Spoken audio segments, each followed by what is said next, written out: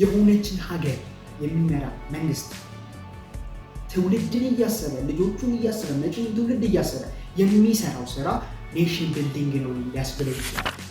ኔሽን ቢልዲንግ ምን ላይ ፎከስ ያደርጋል ከተባለ ጄኔሬሽን አክሮስ የሚያደርጉ ጃይንት የሆኑ ሜጋ የሆኑ ስራዎች ሲሰሩ ጭምር ስለሆነ ሲስተሞች ጄኔሬሽን ይወርሳሉ፣ የተሰሩ ስራዎች ጄኔሬሽንን ይወርሳሉ።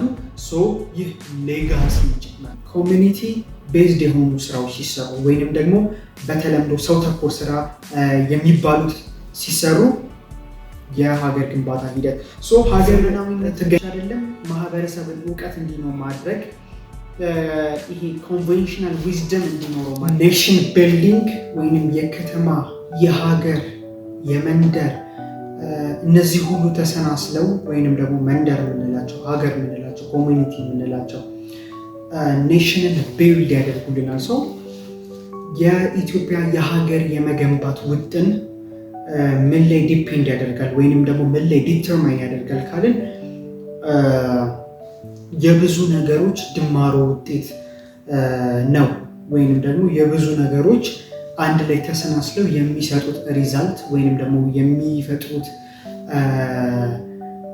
ግኝት የሚገኘው ግኝት በነዛ የተዳመሩ አካላቶች ወይንም ደግሞ የተዳመሩ ነገሮች የሚፈጠር የሀገር ግንባታ ሂደት ወይንም ደግሞ የኔሽን ቢልዲንግ ስራ ሂደት ስለሆነ ይህ ኔሽን ቢልዲንግ ሲባል በጣም የሀገር ባክቦን ነው።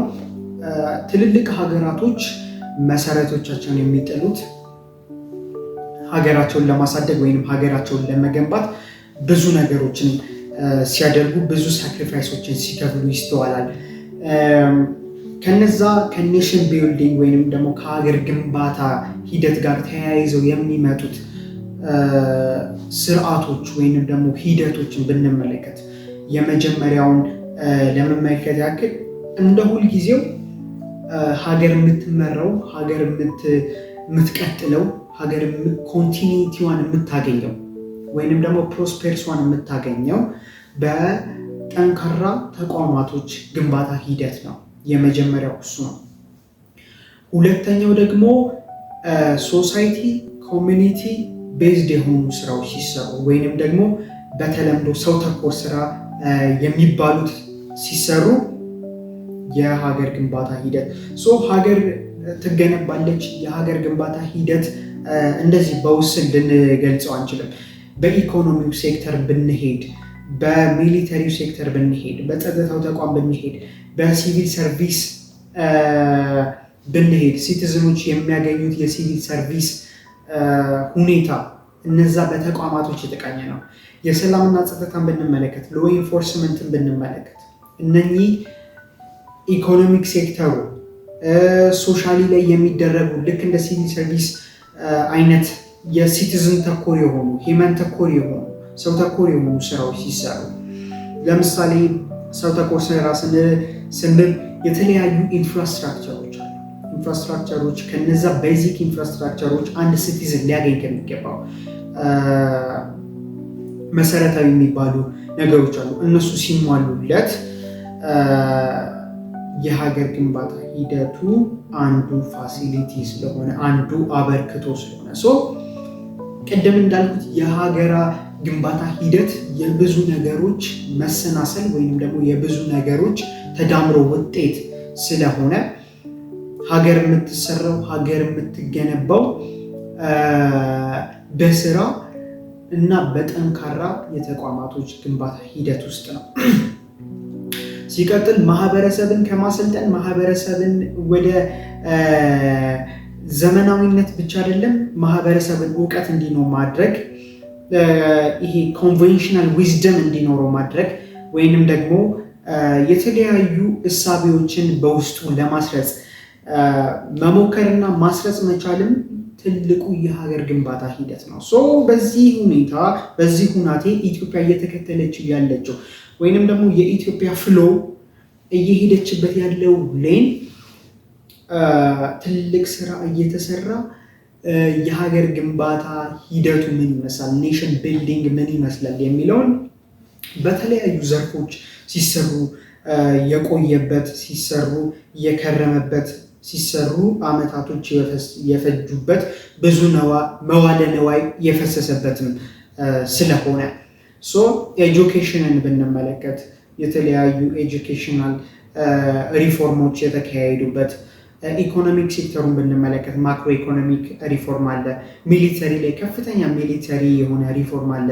ሎ ኢንፎርስመንት ኤጀንሲስ የምንላቸው ላይ ከፍተኛ ሪፎርም አለ።